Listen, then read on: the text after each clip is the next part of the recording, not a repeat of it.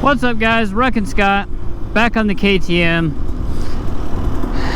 I'm actually going to do a video on 5 reasons I hate riding a 2-stroke on the street. So, you know, some say you can't ride a 2-stroke on the street. Well, you can, and it can be even fun and decent. But I'm going to give you 5 reasons why I hate, and these might not be an issue for everybody, might not be an issue to you at all. This is just personally me, 5 reasons I hate riding a 2-stroke on the street. So, reason number 1, vibration. 2-strokes vibrate a lot, and my GY6 Ruckus vibrates like crazy, and it's nothing compared to this.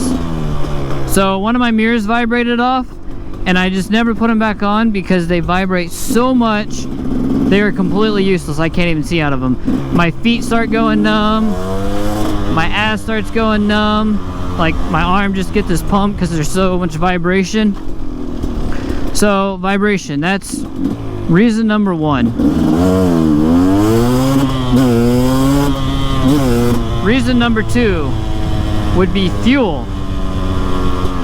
So it's not any one thing about fuel, but mixing the fuel, it's a little bit of a hassle, not the end of the world. You got to carry a baby bottle around, know how much fuel you're going to put in when you stop and whatnot. So that's a little bit of an issue. But then top that with the 2-stroke gets terrible gas mileage, and we're talking relative to a motorcycle. I mean, it doesn't even really get that good a gas mileage for a car, but for a motorcycle it's pretty terrible. So, and then being a dirt bike, dual sport, enduro, whatever you want to call it, it's a dirt bike. It has a small tank. So if you're a guy that likes to just city ride and you're just jamming one place to the other, might not be too much of an issue. But if you watch my videos, I explore and go out a lot. So, and I've already ran out of fuel once, so having a small tank with bad fuel economy is just, that's a no-go for me.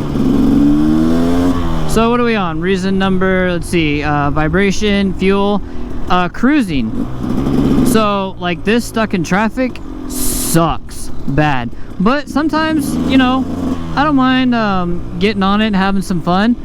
But then I do a long ride and I just want to cruise home, and like it just, a 2-stroke is not for cruising. You're gonna start fouling out plugs and having problems and everything else. And you can't,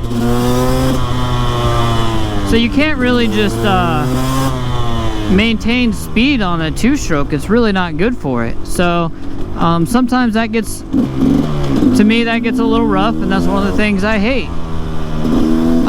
Number 4. Are we on number 4? I'm losing my train of thought here. I should have made notes. Number 4 is reliability. 2-strokes aren't the most reliable, and it's going to take more maintenance when you're putting more hours on it.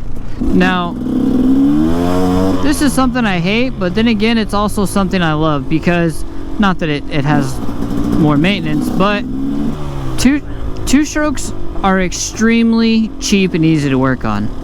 I mean, I can rebuild this entire engine myself with some hand tools in a matter of a couple hours for a few $100.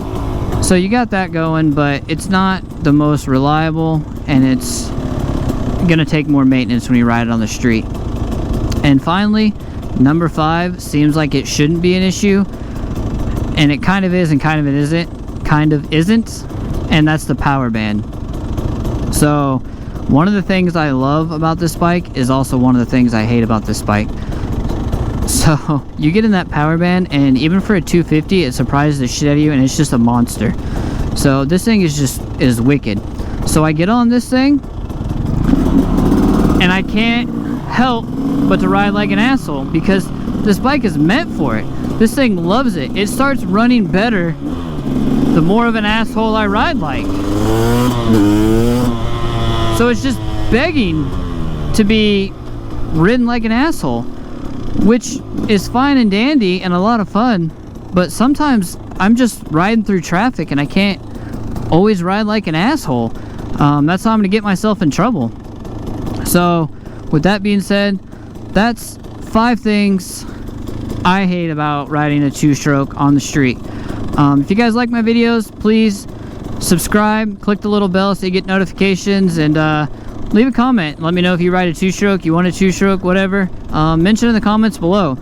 With that being said, this is actually my farewell ride on the KTM. So I'm actually riding the KTM right now because I'm on the way to deliver it to its new owner.